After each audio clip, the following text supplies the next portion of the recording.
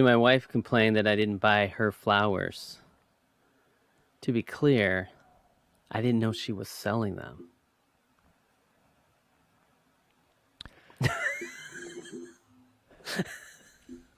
That's a good one, right? the, the more the more I heard that one, the more funnier it got. Oh I'm glad you're amused.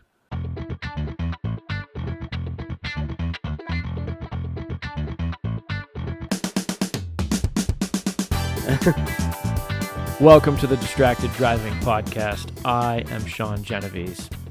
And I'm Rex Williams. Rex, I have a bit of a dad joke for you. Okay, all right, let's hear it. Remember that time we had a guest scheduled for the podcast and you forgot to show up? No, I don't remember that at all. All right, maybe that's not really much of a joke. It's more of something that happened. It is like another dad joke, which is, my wife complained that I ruined her birthday. But I didn't even know it was her birthday. that is a very appropriate joke for this circumstance. Yeah. So for some reason, I didn't show up to the podcast, but you went on and did it without me. So apparently, I'm not necessary. That's like me saying you ruined the episode. Yeah. I wasn't there. How could I didn't even know we were recording. Well, we were recording. Rex did miss the recording appointment, and it's people are going to be wondering like, well, how come you didn't call him? I did. I texted. There's a secret feature on the phone called "Do Not Disturb" that works really well. I told some jokes with the guests. So like, well, we'll just give him another minute. You know what? Let's just go ahead and get started. Maybe he'll show up. Wasn't I on vacation or something? Look, if that's how you want to tell the story. I was somewhere else, and I forgot. I probably didn't have a good excuse. But then you know what? This is going to be a conversation that's just as exciting for you to hear as it is for our listeners. Yeah, because you're hearing it for the first time. Yeah, our guest is a friend of mine. His name is Brion Hurley. He now lives in Florida. And he is a Lean Six Sigma practitioner. What caught my attention, though, is he put a post on LinkedIn about a book that he released. And I talked to him a few months ago, just we had a little catch-up, little tag-up conversation, and none of this came up.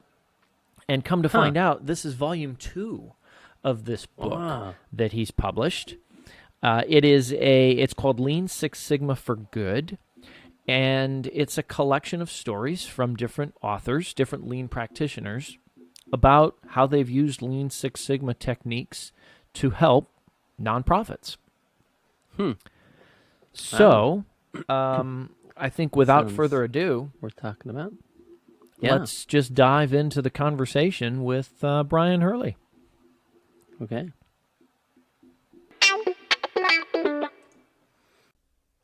All right, man. Well, hey, Brion Hurley, welcome to the Distracted Driving Podcast. There's so much.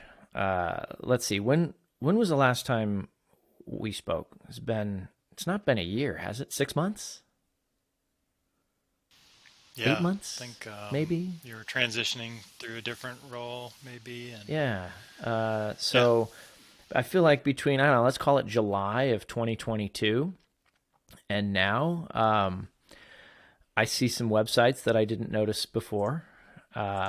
We've got a book, or it looks like 2, that maybe I just wasn't aware of before. So perhaps where we should start, not at the beginning, which is a very good place to start. Let's start with what is it that you do here? Okay, glad to. So I do Lean and Six Sigma consulting. Been doing that about 6 years now. And part of that kind of move to consulting was to also be able to do a little bit more work on some projects and things that I really and am inspired around, and that's trying to apply these concepts outside of traditional business and looking for ways to take the principles and apply it into nonprofit or government or any other groups or agencies that are working on, we'll call them like real problems. Um, Things that actually make a difference in people's lives. And yeah, no, it's fun working in business and saving money and helping processes run smoothly. And some of the products and services people work on are really important too.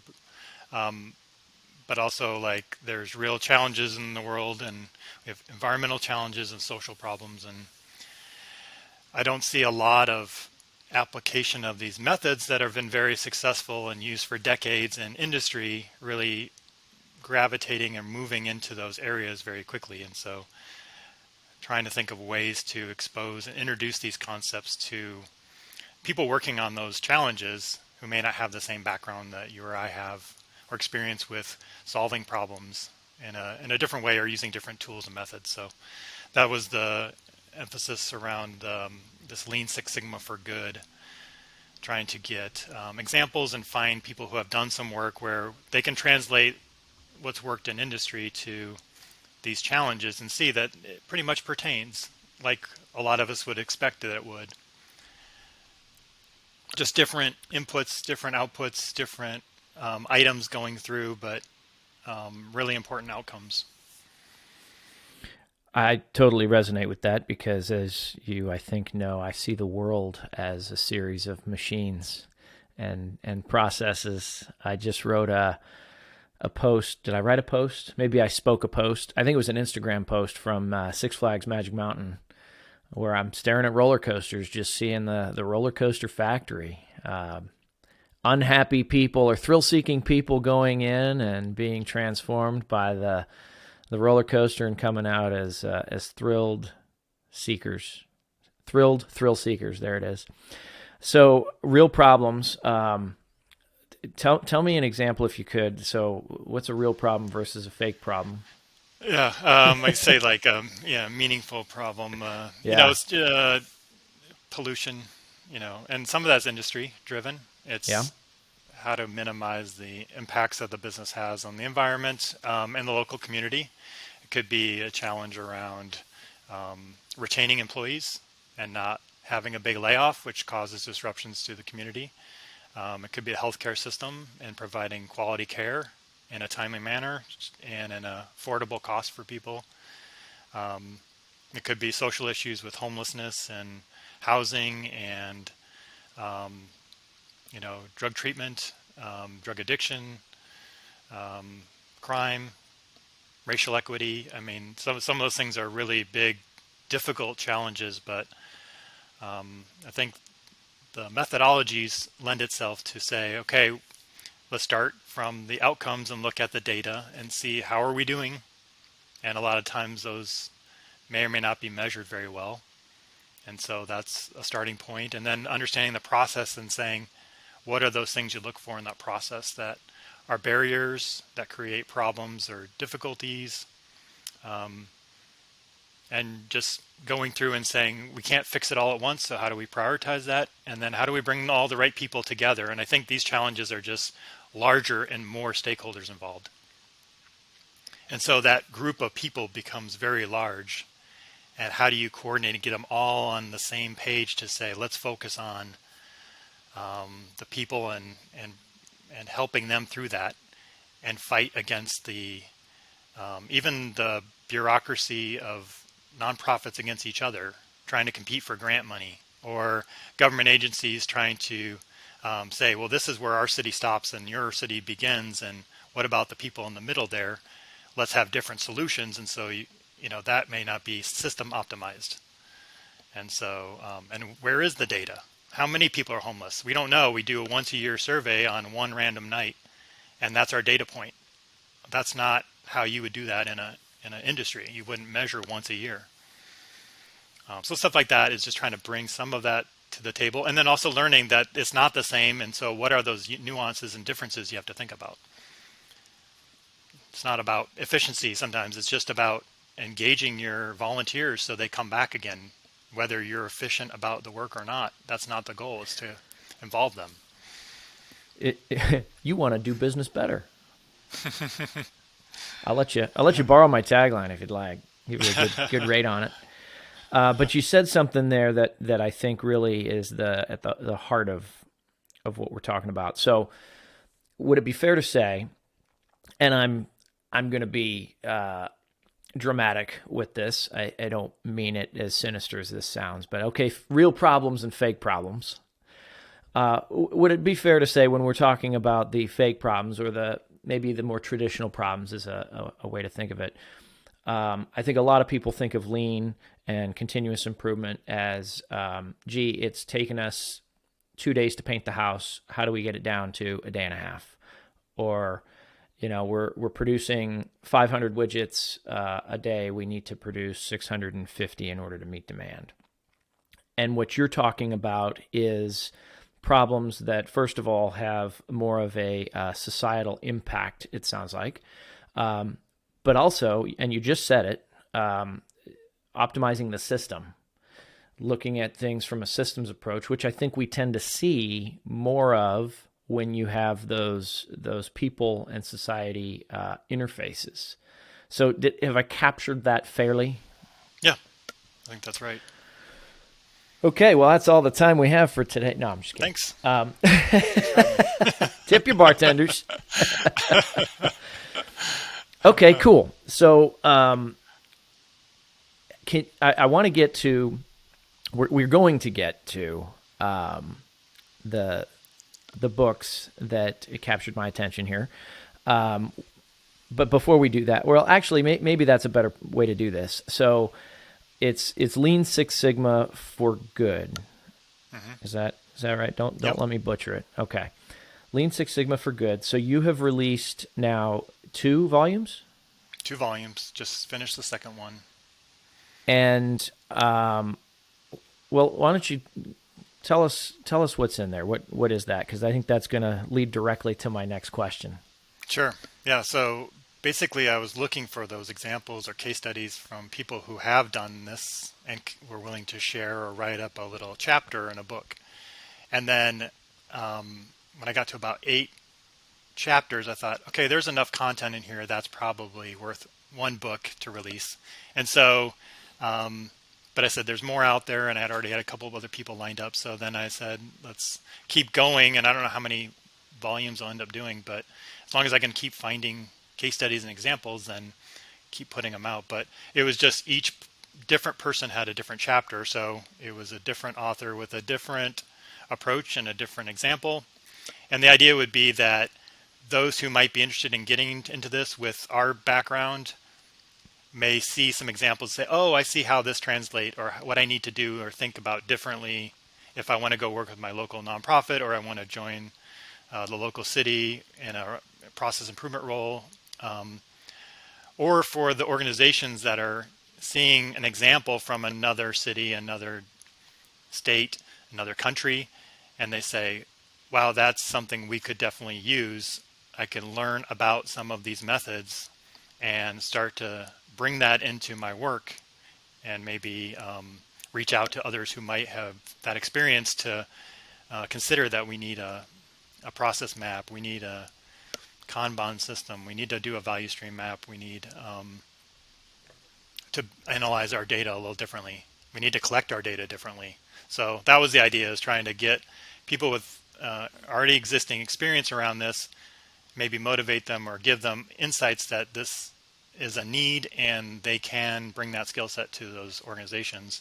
And then for the organizations to see that there's maybe a skill gap missing in their problem solving skills, and maybe seek out some more training or information or help from people who'd be willing to volunteer and help them, because these are, really worthy problems to go solve.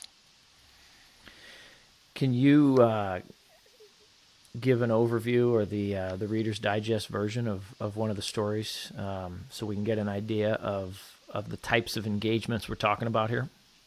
You bet, yeah. So in the recent one, I've got again 8 different groups. So um, Tracy O'Rourke, I don't know if you know Tracy. I don't think so. Okay, so she's got some work she's been doing with Kitchens for Good, which is a group in San Diego.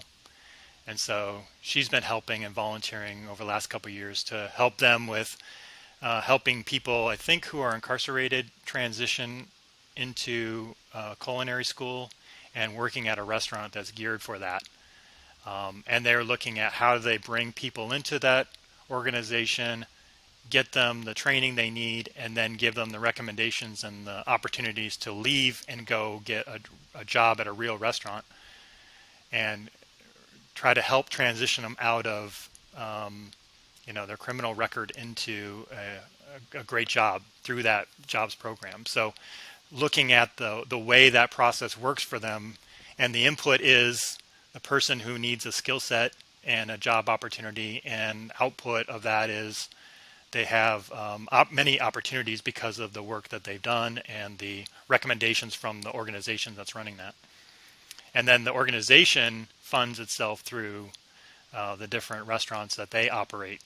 But it's not meant to be I don't think, like a permanent thing. It's a transition for them through there. So they have a model that can help sustain the organization, and then trying to feed in people and looking at the flow of them through that whole process, with the outcome of now they're better prepared and have the resume to go out and seek full-time employment. And so, what was the Lean Six Sigma entry point? Where was the problem being solved there that those tools helped with? Trying to remember exactly on the tools. Let's see. I can pull up the Or just, I mean, so I got a beat on what the organization does. So what were they struggling with that they needed help on? Yeah, I've got them all mixed up in my head here. So I'll have like, come on, there's only 2 volumes and 30 stories. That's a neat organization, though. I think there's a similar thing, if I remember correctly, called the Delancey Street Cafe in the Bay Area. Yeah, I went to. Seemed very similar. Yep. Once or twice, and yeah, they were taking. I think it was folks that had been incarcerated that were out trying to transition back in, and everybody who worked there was part of the program. And is that Tracy's? Is that her day job, or is this something that she does consultant, over and above? I believe this is all volunteer for her. Gotcha. Actually, she may have gotten some grant work to do some of it, but it feels like a lot of it was volunteer. Is she in volume 1 or volume 2? This is volume 2, the more recent one here. So, so there's a couple different people that were involved in this project. So we had a couple different consultants volunteering. One of their problems was packaging meals were taking too long, especially during COVID. So they went from a restaurant to a takeout service, and they had a target of 500 plus meals per hour, and they were hitting 260.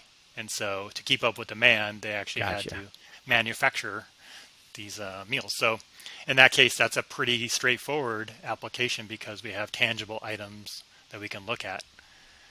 So they went through some fishbone diagrams and root cause analysis and came up with a different way of organizing the meals and really challenging the steps that were involved, and some kind of a work pod or a work cell that they created.